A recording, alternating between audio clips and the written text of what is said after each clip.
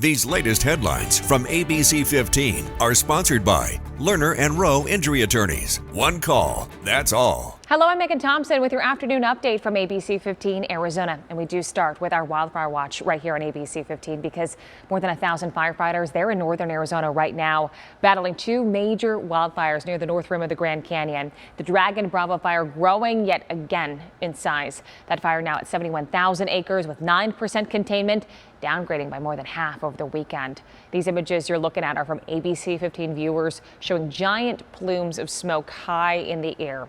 As for the White Sage fire, progress is being made with that one. That's at 83% containment after burning more than 59,000 acres. Both the White Sage and the Dragon Bravo fires were sparked by lightning. Well, when you think of someone experiencing homelessness, it's likely not an honor student on the robotics team with straight A's. But for some teens in Maricopa County right now, homework and homelessness go hand in hand. But some say the tools meant to help, they're just not built for kids. ABC15's Adam Mincer is listening to one young woman who lived through this as she's working to change a system that once overlooked her. Behind these smiles are stories of survival. My mother was an addict and it got really bad. We got evicted by our landlord. Mother left my father because of a domestic violence dispute. As teens and kids, few, if any, people knew these women were unhoused, hiding their daily struggles as much as possible. I feel like I did as much as I could to not fit the bill of what maybe a homeless person looks like to the public.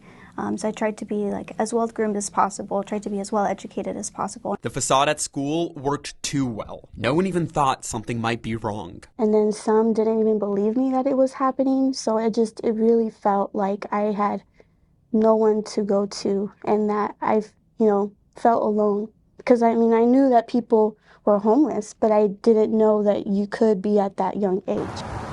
Every year, there's a one-night count to figure out how many people are experiencing homelessness. It's focused on people living outside or in shelters, places homeless youth don't often go, according to Youth Services Planner Sarah Corinne Cruz. They're on friends' couches. They're in recreation centers around the valley. They just do not hang out on the streets like we see with adults. And that's a problem for nonprofits and government agencies. The number of homeless youth depends on who you ask. According to the 2025 point-in-time count done through HUD, 2,921 homeless kids under the age of 25 in Arizona.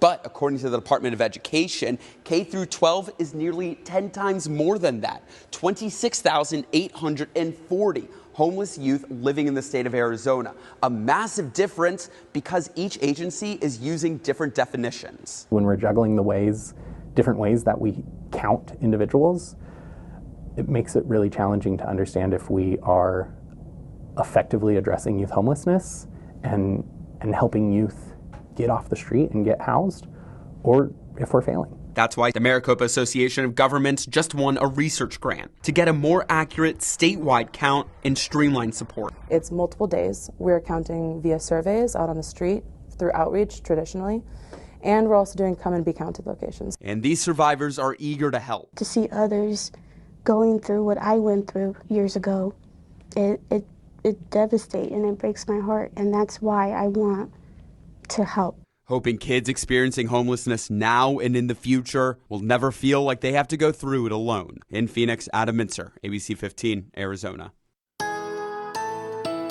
With your most accurate forecast for this Tuesday, I'm meteorologist Jorge Torres. Sunny and hot once again with temperatures starting off this morning in the lower 90s at 8 a.m. By midday, we're in excess of 100 degrees and another 110-degree plus day with a high of 111 here in the valley. Northern Arizona, high staying in the 80s there in Flagstaff, lower 90s along the south rim of the Grand Canyon and across eastern parts of the state. Those highs near 90 in Heber and Shoalo, near 100 in Graham County and to the west. Temperatures in excess of 110 degrees for areas like Lake Havasu City. Over the next 3 days in the valley, staying hot, highs and above 110 once again with lows near 90.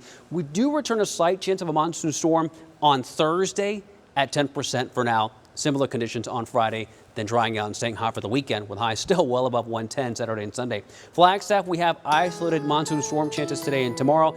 Better chances Thursday and Friday with highs though staying in the 80s. And then the chance of rain not as great for Saturday and Sunday. We will have another update for you tonight. Until then, get the latest news, weather, and traffic at abc15.com, or you can download that free ABC15 mobile app. These latest headlines from ABC15 are sponsored by Lerner and Rowe Injury Attorneys. One call, that's all.